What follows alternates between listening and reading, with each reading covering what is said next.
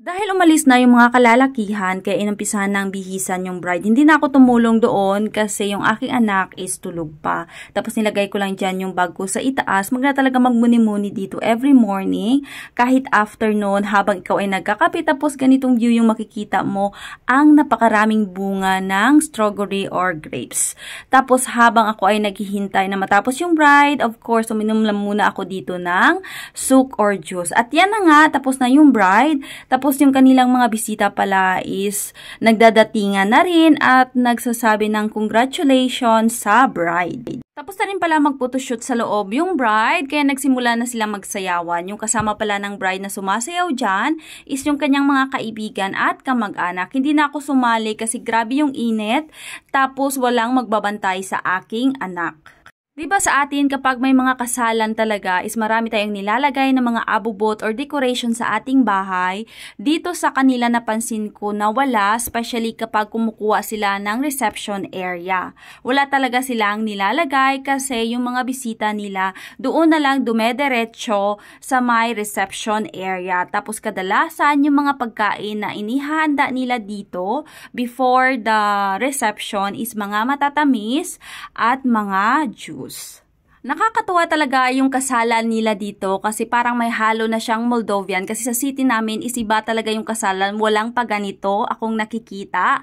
Pero dahil nga dumating na yung groom kaya naglabasan na kami at yung mga old family member pala is may bitbit silang mga juice at mga sweets kasi i-offer nila yan sa ninang at ninong at sa mga pamilya na pumunta dito sa may bahay ng bride. First time kong maka-attend ng ganitong kasalan na yung bride is sumasayaw dito sa may daan kasama yung kanyang kapamilya at mga kaibigan. At kung nakikita ninyo, yung pultuhan ng tao doon sa may dulo, yun na yung groom kasama yung kanilang ninang at yung mga kalalakihan na umalis kanina at kailangan nilang mag-connect doon sa may gitna. Ang cute naman na ang tradisyon nila. Meron silang paganito pala. Oh, ang cute. Hey, Diana. Hey, Da. Very cute, mami. May mga paganito pala sila. Tapos yung husband and wife pala is mag-meet doon. Mas. Ada.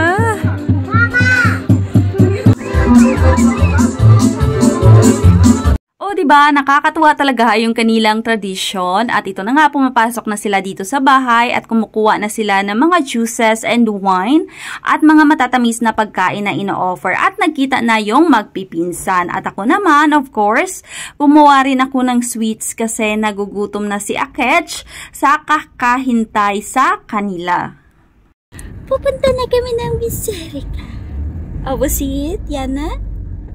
Nandito na pala kami sa aming sasakyan kasi aalis na kami papunta doon sa kanilang Biserica or sa kanilang simbahan. Naka-prepare na kasi lahat. Tapos yung time is 3:45 na ng hapon. Tapos yung kanilang misa ng kasal is 4 in the afternoon. So kailangan na talaga naming magrepede or maghurry para hindi kami malate sa kanilang misa.